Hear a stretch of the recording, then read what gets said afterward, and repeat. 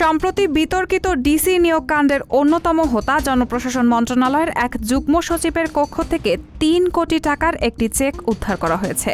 পদায়ন হওয়া এক জেলা প্রশাসকের কক্ষে ওই যুগ্ম সচিবকে চেকটি দেন এক ব্যবসায়ী। তবে কাঙ্ক্ষিত জেলায় পদায়ন না হওয়ায় চেকের বিপরীতে টাকা জমা দেননি ডিসি।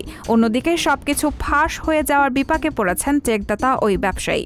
বিষয়টি নিয়ে সরকারের একাধিক গোয়েন্দা সংস্থা তদন্ত করছে। সচিবালয় ও গোয়েন্দা সূত্র এই তথ্যটি জানিয়েছে।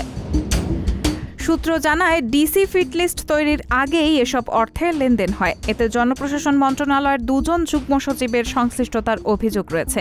এর অংশ হিসেবে ৩ দিন আগে মন্ত্রণালয়ের প্রভাবশালী ও গুরুত্বপূর্ণ এপিডি অনুবিভাগের যুগ্ম সচিব ড জিয়াউদ্দিন আহমেদের কক্ষ থেকে ৩ কোটি টাকার চেক উদ্ধার করে একটি গোয়েন্দা সংস্থা।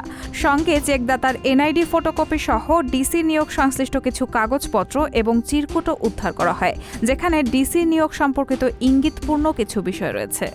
গোয়েন্দা সূত্রগুলো জানায়, ডিসি নিয়োগ নিয়ে বড় ধরনের আর্থিক লেনদেনের নানা আলামত পেয়েছেন তারা।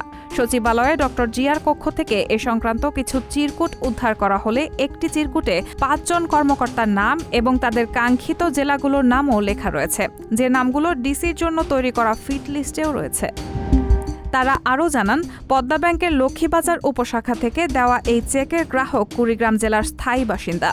তবে নিয়োগ পাওয়ার পর ৩ কোটি টাকা নগদায়ন না করে প্রায় ৫০ লাখ টাকা প্রদান করা হয়েছে বলে জানা গেছে।